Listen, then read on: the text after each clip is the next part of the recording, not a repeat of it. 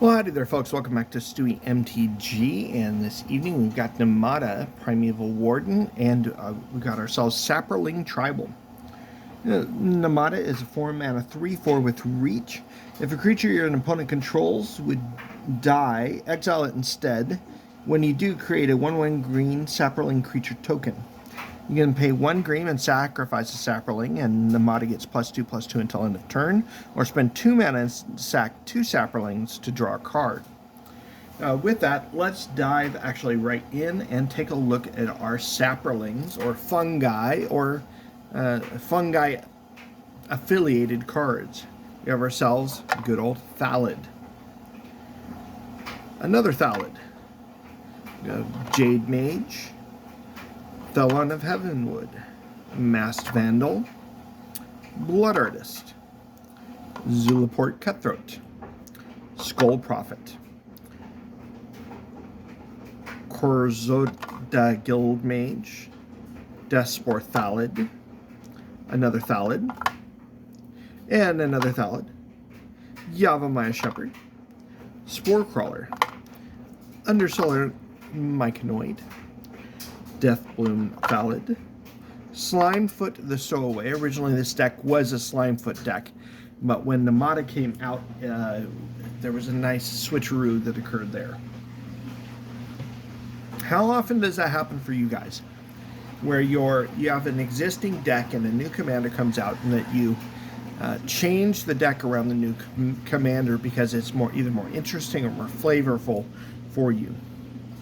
Spore Tender, Thelonite Hermit, Thallid Soothsayer, Thallid Omnivore, Spore Sower Thallid, Michaeloth, Spore Mound, Mazarek, Sporoloth Ancient, the original Nemata, and of course Verdant Force if you're talking about Saprolings.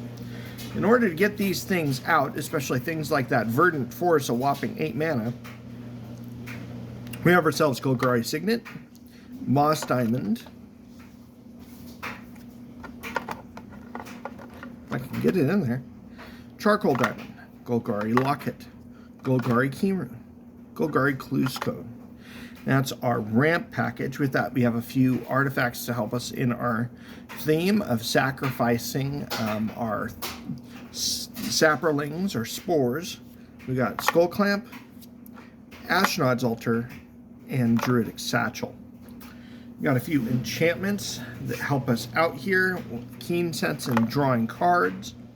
Golgari Germination and doubling up in our tokens. We've got the Weatherseed Treaty, mainly as Saproling creation, Spirogenesis, Verdant Embrace, and Moldervine Reclamation. And we have a few instants and sorceries in various categories to help us out in sacking these Saprolings and doing some damage to our opponent. I like modal cards, especially in You Happen on a Glade, Harrow, and Rampant Growth for our ramp package. We've got some card draw with Funeral Rites, Painful Lessons, Read the Bones, and Sign in Blood, along with Shamanic Revelation. We've got Fungal Rebirth for quasi card draw, Saproling Symbiosis, Fungal Sprouting, Urborg Repossession, Choking Miasma, Fungal Infection, Feed the Swarm to get rid of those pesky enchantments, Return to Nature, Golgari Charm, Putrefy, Death Sprout, Morbid Bloom, and Death Mutation. We've got ourselves a grip of non-basic lands. As you've seen, there's quite a mixture between both black and green. We've got Balaged Sanctuary, Barrenmoor, Bajuka Bog, Witch's Cottage, Secluded Courtyard, Path of Ancestry, Jungle Hollow, Golgari Guildgate, Foul Orchard, Dark Moss Bridge, Witherbloom Campus, Golgari Rot Farm, Tainted Wood, Sapseed Forest, Mortuary Mire, Temple of Malady, Grim Backwoods, Llanowar Waste, Twilight Mire, So I was so happy when they reprinted these filter lands. For the longest time, they're like 20 or 30 bucks. And during one of my card purges, I purged a big chunk of my extra filter lands. And so when these came out, it was a big blessing in my deck making. High Market, Riveter's Overlook, Myriad Landscape, Warped Landscape, Evolving Wilds, and lastly, Terramorphic Expanse, often called the best card in Magic. With that, this has been our Saproling Tribal.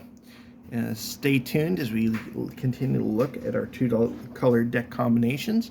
This has been Stewie MTG. Thank you guys so much for liking, commenting, subscribing. We'll see you next time.